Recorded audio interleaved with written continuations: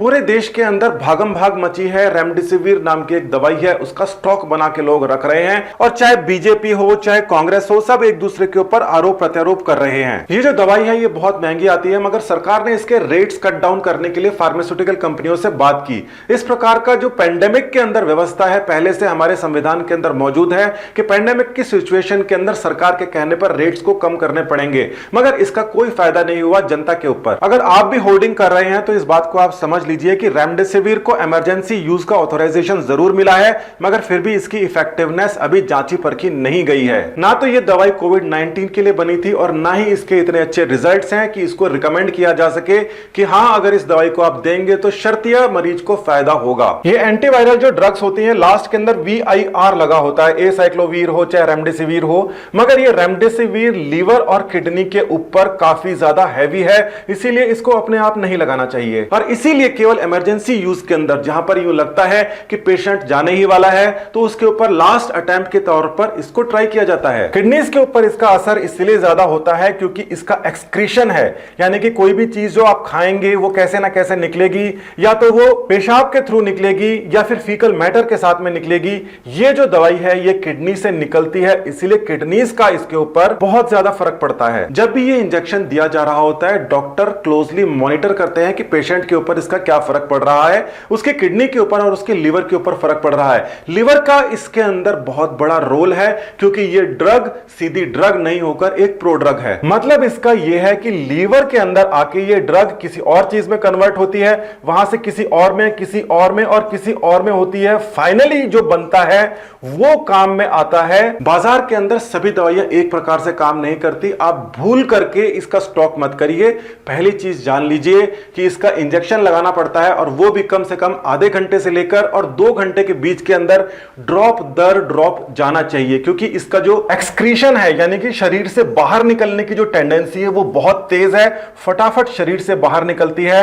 साथ ही के अंदर जितने समय वो शरीर के अंदर रहेगी उसको कम से कम 5 केमिकल रिएक्शंस को बाहर करना पड़ता है, तभी जाके असर करती है। ये देखिए ये दवाई है, इसको हम A मान लेते हैं, ये शरीर के अंदर जाती है और B के अंदर कन्वर्ट हो जाती है और यहां पर एक एंजाइम यूज हो रही है जो लीवर के अंदर मिलती है, फिर वहां से वो C के अंदर कन्वर्ट हो जाती है और यहां से ये जो दवाई है इसके अंदर यानी कि D में कन्वर्ट हो जाती है, फिर E में कन्वर्ट हो जाती है। देखिए यहां पर भी एक और एंजाइम आ रही है और यहां से जब ये F के अंदर जाके कन्वर्ट होती है, ये जो हिस्सा है ये काम आता है वायरस को मारने में या फिर उसकी ग्रोथ को रोकने में। अगर आप इसको बिना मेडिकल सलाह अपने घर के अंदर अपनी मर्जी से इस्तेमाल करेंगे तो आपका भगवान ही मालिक है, मगर इसके साथ ही ये भी जान लीजिए कि फिलहाल इसकी एफिकेसी इतनी ज्यादा प्रूवन नहीं है, मतलब ये इतना काम में आ रही है, इसके ऊपर इतनी रिलायबिलिटी नहीं है। ये एक बहुत ही प्रतिष्ठित जर्नल है जो 150 साल से पब्लिकेशंस कर रहा है और इसके अंदर बताया गया है कि रेमडेसिविर का जो ट्रीटमेंट है वो कहां तक फायदेमंद है कोविड-19 के पेशेंट्स के अंदर। ये जो रिसर्च है ये 10-11 महीने पुरानी है, 1100 लोगों के आसपास पे की गई थी और करने की जरूरत इसलिए पड़ी क्योंकि जो ड्रग है रेमडेसिविर ये इबोला के लिए बनी थी, कोविड के लिए नहीं बनी थी। तो ये जांचने की कोशिश की गई कि क्या इबोला वाली जो ड्रग है ये कोविड के पेशेंट्स के ऊपर काम करेगी या नहीं करेगी। इसके डेटा इतने पॉजिटिव नहीं आए थे। आधे पेशेंट्स को दवाई दी गई थी और आधों को नहीं दी गई थी, उनको प्लेसिबो दिया गया था, मतलब खाली पानी लगाया गया था। और उसके बाद में ये जो असर का ग्राफ है ये आप देख सकते हैं कि ये रेमडेसिविर वाला ग्राफ है और ये जो दूसरा ग्राफ है ये प्लेसिबो वाला ग्राफ है। ये दोनों के दोनों ग्राफ एक दूसरे से बहुत ज्यादा दूर नहीं है। क्लिनिकल ट्रायल्स इसीलिए किए जाते हैं, किसी भी ड्रग की एफिकेसी यानी कि उसकी इफेक्टिवनेस को चेक करने के लिए किए जाते हैं कि अगर इस दवाई को हमने इस पेशेंट को लगाया, दूसरे पेशेंट को दवाई की जगह उतना ही मात्रा के अंदर जो उसका सॉल्वेंट था, मतलब दवाई छोड़ के बाकी जो चीज थी वो लगाई, उनका क्या असर आया। ये असर बहुत बड़ा नहीं था। जिन पेशेंट्स को ऑक्सीजन नहीं लगाई गई उनके अंदर तो ये असर और भी छोटा था। ये देख लीजिए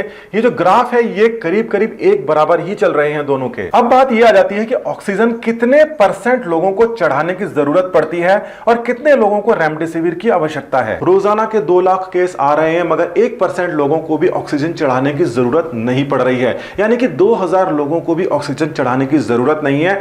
ऐसे ही लोगों के अंदर ये रेमडेसिविर लगानी चाहिए ताकि इसकी जो इफेक्टिवनेस है उसको और इवेल्युएट किया जा सके और हॉस्पिटल के अंदर ही लगे, ताकि डॉक्टर्स बिल्कुल कंट्रोल्ड एटमॉस्फेयर के अंदर देख सकें, कोई समस्या आए तो उसके ऊपर एक्शन ले सकें। घर के अंदर नहीं कर सकते ये सब। इस रिसर्च का आउटकम भी यही था कि जिन पेशेंट्स को रेमडेसिविर दिया गया है वो थोड़ा सा जल्दी ठीक हो गए हैं बाकी पेशेंट्स के मुकाबले में। मगर अगर यहां पर मॉर्टेलिटी की बात की जाए, यानी कितने लोग मरे हैं, तो वो करीब 7% लोग मर गए थे या सरवाइव नहीं कर पाए थे जिनको रेमडेसिविर मिल रही थी, और जिनको नहीं मिल रही थी वो 12% सरवाइव नहीं कर पाए थे। अब ये जो डेटा है अगर इसको आप निकाल देते हैं तो आप सोचते हैं कि 12 के अंदर से 7 गए तो 5 बचा, तो क्या 5% लोगों को ये बचा पा रही है? बिल्कुल गलत। ये ऐसे नहीं सोचना चाहिए। इस बात को इस तरीके से सोचिए कि अगर 1 लाख लोग हैं तो उन 1 लाख लोगों में से केवल 1000 लोगों को देने की जरूरत पड़ी, और इसके अंदर भी 5% से कम लोगों के अंदर इसने फायदा शो किया, यानी कि ये करीब 500 लोगों के अंदर ही फायदा शो कर रही है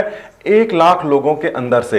आज का जो डेटा है आप इस चीज को देखिए कि जो डेथ रेट, जो डेथ परसेंटेज है वो 2% से भी कम है ज्यादातर स्टेट्स के अंदर। इस चीज को आपको ध्यान में रखना चाहिए कि जो सबसे बड़ी जो पीक थी उससे भी बड़ी पीक अभी आ चुकी है, इसीलिए हमें एक अच्छे नागरिक की तरह बिहेव करना पड़ेगा। इस कंडीशन को एक और बात तरीके से समझिए कि जो टेस्ट हैं उतने ही किए जा रहे हैं पहले जितने, मगर पहले नेगेटिव ज्यादा आ रहे थे, इस समय पॉजिटिव ज्यादा आ रहे हैं। टेस्ट और डेथ्स देखिए आप कितना ज्यादा अंतर कम हो चुका है। तो ये जो ग्राफ है टेस्ट कंडक्टेड का, आप देख सकते हैं जुलाई अगस्त के अंदर जो टेस्ट चल रहे थे अभी भी करीब करीब उतने ही टेस्ट किए जा रहे हैं, मगर डेथ्स बढ़ गई हैं। डेथ्स का जो ग्राफ है अगर आप देखेंगे तो ये काफी तेजी से ऊपर की तरफ जा रहा है, और इन्फेक्शन का ग्राफ है उसको भी आप देखिए कि इन्फेक्शन इस समय बहुत ज्यादा हो रहे हैं। अब ये सारी की सारी बात आपको इसलिए बताई गई है कि ये जो मानसिकता आपकी हमारी भारत की जो चल रही है कि कोई भी चीज डेफिशिएंसी में आए या सस्ती हो जाए उसका होर्डिंग करना शुरू कर दो। हमारे हेल्थ वर्कर्स जी जान लगा रखी है और वो कह रहे हैं कि 1 लाख के अंदर से जो 400-500 क्रिटिकली इल पेशेंट्स हैं उनके लिए हम इस रेमडेसिविर वाले तरीके से 4-5% एक्स्ट्रा लोगों को बचा लें। मतलब लाख पेशेंट्स के अंदर से 2-4-5 पेशेंट ही एक्स्ट्रा बच रहे हैं, मगर उसके लिए भी उन्होंने जी जान लगा रखी है। फिर भी इसकी जो स्टॉकिंग है, जो होर्डिंग है और इस तरीके से काम हो रहे हैं, बीच के अंदर पॉलिटिक्स आ रही है, ये सबसे बड़ा रोड़ा है। अगर 4-5 लोगों को भी आप इस मानसिकता से बाहर निकलेंगे और बचा पाएंगे तो ये इस देश के ऊपर आपका एहसान होगा। कुछ करना नहीं है, होर्डिंग नहीं करनी है, और बिना हॉस्पिटल में गए इसको अगर आपने घर में लगाने की कोशिश की तो आप समझ लीजिए आपकी किडनी लीवर को सड़ जाने का खतरा हो सकता है। डॉक्टर्स कंट्रोल करते हैं, हर एक चीज के ऊपर नजर बना के रखते हैं, 10-10 15-15 मिनट की नजर बना के रखते हैं। थोड़ा सा आप जिम्मेदार बन जाइए और अपनी जान भी बचाइए। नमस्कार।